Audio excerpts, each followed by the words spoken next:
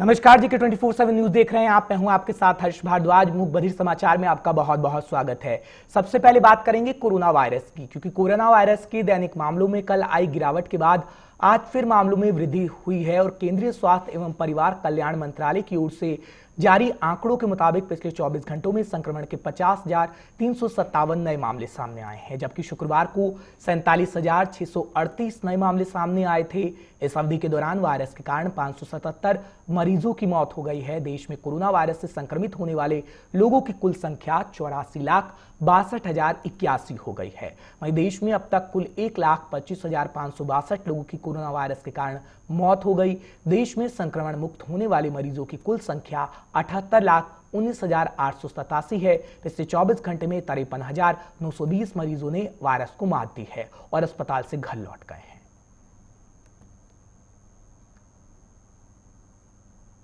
बात करेंगे हरियाणा की, क्योंकि हरियाणा में विधानसभा का सत्र चल रहा है। हरियाणा विधानसभा के मौजूदा सत्र के दौरान कई महत्वपूर्ण बिल पारित हुए हैं। इनमें से ग्राम पंचायतों के लिए राइट टू रिकॉल बिल भी पटल पर रखा गया है, जो पास करवा लिया गया। इस बिल के लागू होने के बाद अब ग्रामीणों को यह अधिकार मिल गया है कि अगर कोई सरपंच ठीक से काम नहीं कर रहा है तो उसे कार्यकाल पूरा होने से पहले ही हटाया जा सकता है। इस नए नियम के लागू होने के बाद सरपंच द्वारा ग्रामीण विकास के मामले में क्रांतिकारी बदलाव आने की संभावनाएं बढ़ गई हैं। बिल पास होने के बाद उप मुख्यमंत्री दुष्यंत चौटाला ने बाकायदा प्रेस कॉन्फ्रेंस की और कहा कि राइट टू रिकॉल का सपना देश के पूर्व उप प्रधानमंत्री चौधरी देवीलाल ने देखा था। डिप्टी सीएम ने बताया कि इस बिल के आने से ग्रामीण क्षेत्रों में विकास कार्यों में अभूतपूर्व बदलाव आएगा। उन्होंने ये भी कहा कि सरपंच अब ग्रामीणों की भावना के अनुरूप ही विकास कार्यों को प्राथमिकता देंगे। बात करेंगे बढ़ते प्रदूषण की, क्योंकि राष्ट्रीय राजधानी दिल्ली के कई इलाकों में हवा की गुणवत्ता का स्तर बेहद खराब है। कोरोना के बढ़ते केस और प्रदूषण के कणों से जहरीली होती हवा ने दिल्ली के लोगों की चिंता को और बढ़ा दिया है। राष्ट्रीय राजधानी में प्रदूषण का स्तर बढ़ने से हवा लगातार जहरीली हो रही है। प्रदूषण की वजह से आसमान में सुबह शाम स्मॉग या धुंध आप देख सकते हैं, क्योंकि दिल्ली एनसीआर में आसमान में धुंध के कारण विजिबिलिटी काफी कम हो गई है। कई इलाकों में हवा की गुणवत्ता खराब, जबकि कुछ इलाकों में हवा का स्तर बेहद खराब दर्ज किया गया है। दिल्ली, नोएडा, गाजियाबाद के कुछ इलाकों में एयर क्वालिटी इंडेक्स 400 से ज्यादा रिकॉर्ड किया गया, जो कि गंभीर श्रेणी में माना जाता है। दिल्ली से सटे हरियाणा के फरीदाबाद में भी प्रदूषण का स्तर गंभीर श्रेणी में पाया गया है। फरीदाबाद का AQI लेवल की जहां तक हम बात करते हैं तो 400 के ऊपर ये दर्ज किया गया।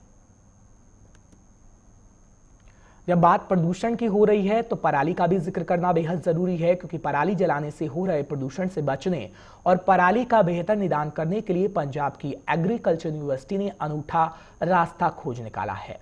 पंजाब कृषि विश्वविद्यालय लुधियाना ने किसानों को पराली से सोफा, कुर्सी और चारपाई बनाने की हिदायत दी है। ये सलाह भी दी गई है कि इस तरीके के काम किए जाएं ताकि उसका पराली को जिस तरीके से किसान जलाता है वो नौबत ना आए और प्रदूषण ना बढ़े। साथ ही साथ यूनिवर्सिटी का ये भी कहना है कि पराली से आरामदायक फर्नीचर, सोफा, टेबल, कुर्सी, चटाई और खटिया आदि चीजें बनाई जा सकती हैं। यूनिवर्सिटी के अधिकारियों ने पराली से कई तरह के सोफे और खटिया बनाकर दिखाए भी हैं। और पंजाब एग्रीकल्चर यूनिवर्सिटी के प्रोफेसर तजिंदर सिंह ने कहा कि किसान पराली खेत में ना जलाएं, बल्कि इससे आप टेबल, खटिया, सोफा जैसी चीजें बना सकते हैं, मुनाफा भी कमा सकते हैं। पराली को जलाकर प्रदूषण बढ़ाने की जगह आप इसका बेहतरीन उपयोग कर सकते हैं। इससे प्रदूषण भी नहीं होगा और पराली से बनी ये चीजें उपयोग में लाई जा सकती हैं। बात उत्तर प्रदेश की करेंगे, क्योंकि उत्तर प्रदेश सरकार ने 896 पुलिस कर्मियों की पदावनति यानी डिमोशन का आदेश वापस ले लिया है। साथ ही सरकार ने यह भी साफ कर दिया है कि अब PAC के किसी भी जवान को नागरिक पुलिस में नहीं भेजा जाएगा। मुख्यमंत्री योगी आदित्यनाथ ने इसके लिए गृह विभाग को स्पष्ट निर्देश जारी कर दिए हैं। मुख्यमंत्री योगी आदित्यनाथ ने पुलिस और PAC के जवानों के शौर्य और सेवा भाव की सराहना की है। सीएम ने जवानों के सेवा भाव की सराहना करते हुए कहा कि संबंधित कर्मचारी जो PAC से निर्धारित व्यवस्था के अनुसार 29 नवंबर 2004 तक हर साल नियमित रूप से एपी में भेजे गए थे उन्हें उस तिथि को एपी में रिक्त पदों के अनुसार संविल माना जाएगा, यानी संविलित कर लिया जाएगा। साथ ही साथ ये भी कहा गया है कि पुलिस मुख्यालय उत्तर प्रदेश की ओर से 9 सितंबर को जारी नागरिक पुलिस कर्मियों के पदावनत आदेश को वापस ले लिया गया है। बात अयोध्या की करेंगे, क्योंकि अयोध्या मामले में सुप्रीम कोर्ट के फैसले के बाद पहली दिवाली को लेकर यूपी में खासा उत्साह देखने को मिल रहा है। वहीं मुख्यमंत्री योगी आदित्यनाथ अपने कार्यकाल के चौथे दीपोत्सव की तैयारी में पूरे जोर शोर से जुटे हुए हैं। इस बार का दीपोत्सव बेहद खास होने वाला है, क्योंकि राम मंदिर निर्माण का कार्य शुरू हो चुका है। इसलिए योगी सरकार इस साल के दीपोत्सव को भव्य बनाने की तैयारी में जुटी है। मुख्यमंत्री योगी इस बार अयोध्या में होने वाले दीपोत्सव कार्यक्रम की शुरुआत राम जन्मभूमि परिसर में संध्या काल की आरती के साथ करेंगे। सीएम योगी सरकारी गौशालाओं की ओर से गाय की जहां तक हम बात करते हैं उनका गोबर लाया जाएगा, उसे लीपा जाएगा और विशेष रूप से जो दीपक है उन्हें तैयार किया जाएगा। इसे दीपोत्सव के रूप में मनाया जाएगा। 1992 के बाद ये पहला मौका होगा जब राम जन्मभूमि परिसर में इतने बड़े स्तर पर दीप प्रज्वलित किए जाएंगे।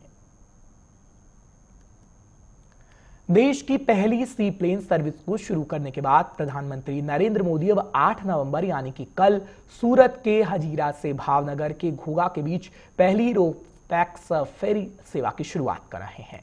पीएम मोदी डिजिटल लॉन्चिंग के जरिए इसकी शुरुआत करेंगे। गुजरात में रोपैक्स फेरी की ये दूसरी सेवा होगी।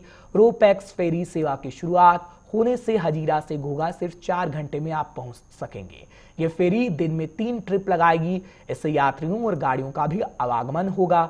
हजीरा से घोघा के बीच सड़क से जहां 380 किलोमीटर का सफर होता था, जबकि समुद्र के रास्ते रोपैक्स फेरी के जरिए यह सफर महज 80 किलोमीटर का हो जाएगा। इस सेवा की शुरुआत से हर रोज करीब 9000 लीटर ईंधन बचेगा और यात्रियों का सफर 10 घंटों की जगह पर महज 4 घंटे में पूरा हो जाएगा। मुखबधिर समाचार में फिलहाल इतना ही। देश दुनिया की तमाम खबरों के लिए आप बने रहिए हमारे साथ।